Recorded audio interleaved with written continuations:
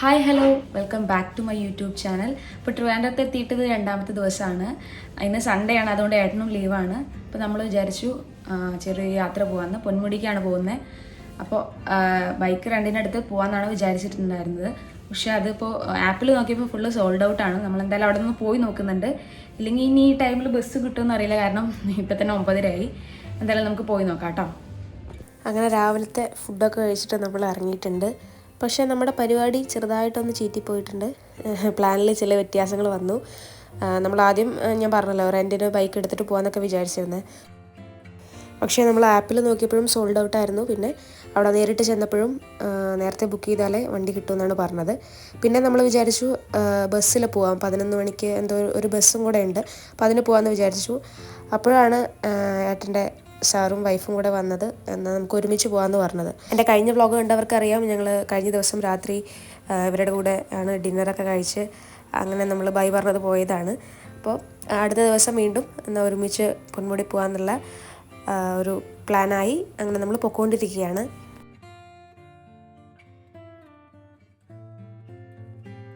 കഴിഞ്ഞ ദിവസം അതുപോലെ അതിന് തൊട്ട് മുമ്പത്തെ 2 ദിവസങ്ങളിലൊന്നും ഇവിടെ മഴ അധികം ഉണ്ടായിരുന്നില്ല എന്നാണ് ഇവർ പറഞ്ഞത്. പക്ഷെ നമുക്കിപ്പോൾ ആ മലകളിലേക്ക് നോക്കുമ്പോൾ കാണാം ഇങ്ങനെ കോട നിറഞ്ഞ് നിൽക്കുന്നത്. അപ്പം തന്നെ നമുക്ക് നല്ല സന്തോഷമായി, കാരണം ഒരു നല്ല വെതർ നമുക്ക് കിട്ടും എന്നുള്ളത് നമുക്ക് ഏകദേശം ഉറപ്പായി.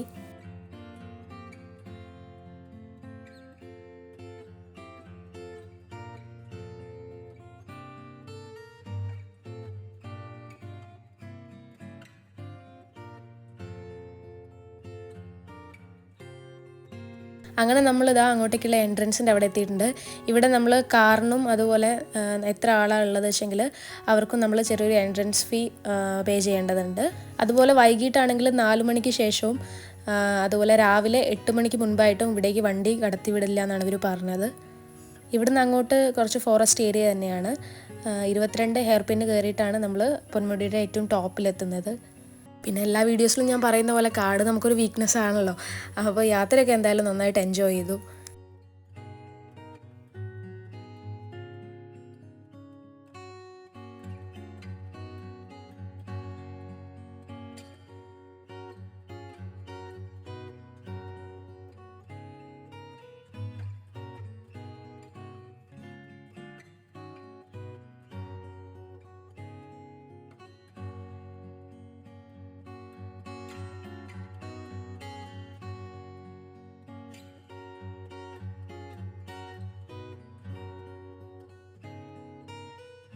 അങ്ങനെ നമ്മൾ ഏകദേശം എത്താറാകുമ്പോൾ ഇതുപോലെ കടകളൊക്കെ കാണും, അതുപോലെ തേയിലത്തോട്ടങ്ങളൊക്കെ കാണാൻ പറ്റുന്നുണ്ട്.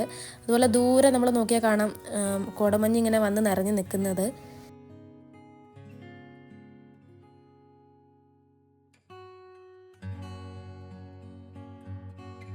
അങ്ങനെ നമ്മൾ അങ്ങോട്ടേക്ക് എത്തുമ്പോഴേക്കും കോടമഞ്ഞ് ഇങ്ങനെ വന്ന് മൂടിയിട്ടുണ്ടായിരുന്നു. കുറച്ചുകൂടെ ദൂരം മുന്നോട്ട് പോയപ്പോൾ മുന്നിലൊന്നും അങ്ങനെ കാണാൻ പറ്റുന്നുണ്ടായിരുന്നില്ല.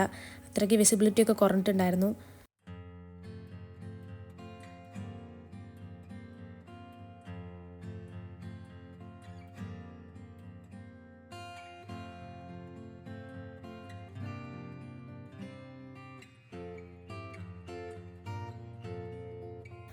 അങ്ങനെ നമ്മൾ ഏറ്റവും ടോപ്പിലെത്തിയിട്ടുണ്ട്. ഇന്നൊരു അവധി ദിവസം ആയതുകൊണ്ടായിരിക്കാം, നമ്മൾ സൺഡേ ആണ് പോയത്, അപ്പോൾ നല്ല തിരക്കുണ്ടായിരുന്നു. പക്ഷെ അധികം ആളുകളെയൊന്നും നമുക്കങ്ങനെ കാണാൻ പറ്റില്ല, കാരണം ഫുള്ള് കോടമഞ്ഞ് മൂടിയിട്ട് ആണ് കിടക്കുന്നത്.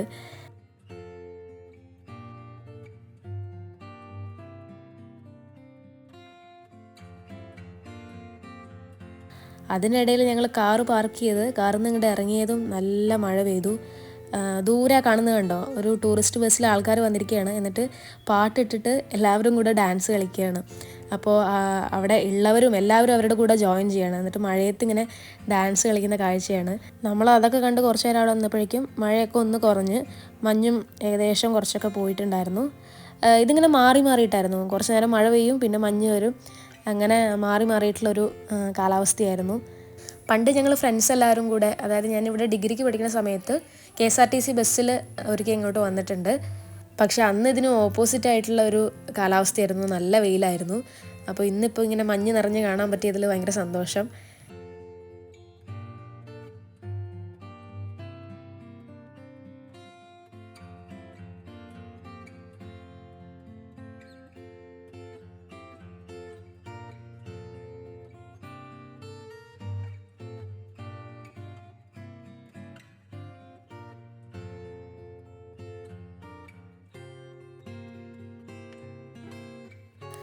അന്ന് ഞങ്ങൾ വന്നപ്പോൾ ഏതൊക്കെയോ പാറപ്പുറത്തൊക്കെ കയറിയിരുന്ന് വർത്തമാനം പറയലും പാട്ട് പാടലും ഒക്കെ ആയിരുന്നു. അത് വേറൊരു രസമായിരുന്നു. ആ പാറയൊക്കെ കണ്ടുപിടിക്കാനുള്ള ശ്രമത്തിലായിരുന്നു ഞാൻ, പക്ഷേ നടന്നില്ല. കാരണം പ്രത്യേകിച്ച് കാഴ്ചകളൊന്നും ഈ ഒരു കാലാവസ്ഥയിൽ കാണാൻ പറ്റില്ല. ആ മഞ്ഞ് ആസ്വദിക്കുക, അത് തന്നെ പറ്റുള്ളൂ.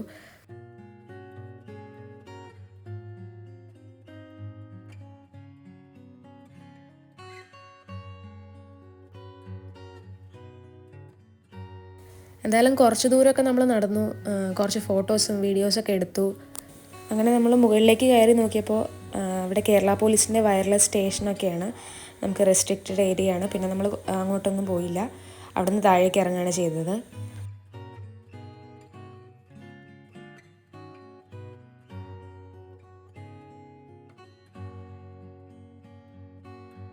അവിടെ നിന്ന് നമ്മൾ തിരിച്ചിറങ്ങി വരുമ്പോഴും പാർക്കിങ്ങിൻ്റെ ആ സൈഡിലൊക്കെ അതേ അവസ്ഥ തന്നെയാണ്. മഞ്ഞ് കുറച്ച് കൂടിയിട്ടുണ്ടെങ്കിലേ ഉള്ളൂ.